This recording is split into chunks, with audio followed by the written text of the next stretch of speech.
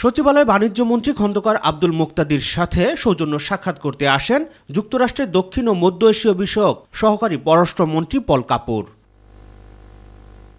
বৈঠক শেষে বাণিজ্য মন্ত্রী জানান, বাংলাদেশ ও যুক্তরাষ্ট্রের মধ্যে স্বাক্ষরিত বাণিজ্য চুক্তি অপরিবর্তিত নয়, প্রয়োজনে এতে সংশোধন, সংযোজন বা বিয়োজনের সুযোগ রয়েছে।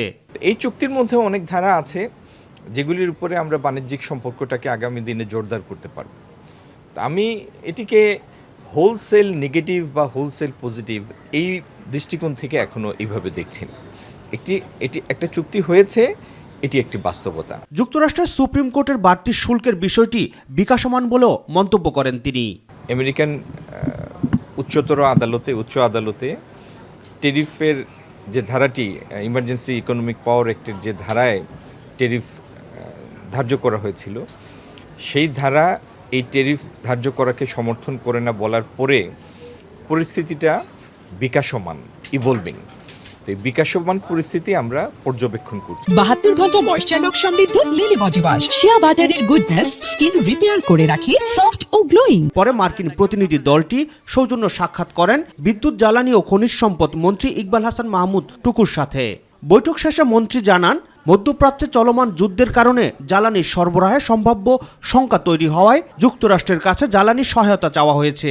দুই অ্যাম্বাসাডারকে একই কথা বলছি এবং যে অ্যাসিস্ট্যান্ট সেক্রেটারি আসছে তাকে বলছি যে আপনারা আমাদেরকে এই মানে একটা লং টার্ম আমরা আপনাদের সাথে যেতে চাই, আর দুইটা হলো যে এখন যে ক্রাইসিস পিরিয়ডে আমাদেরকে সাপোর্টের জন্য আমরা রিকোয়েস্ট করেছি।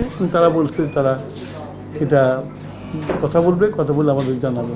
মজুতকৃত জ্বালানি সাশ্রয় করার নির্দেশনা দেওয়া হয়েছে জানিয়ে তিনি বলেন, সব জায়গা থেকে জ্বালানি আনার চেষ্টা চলছে।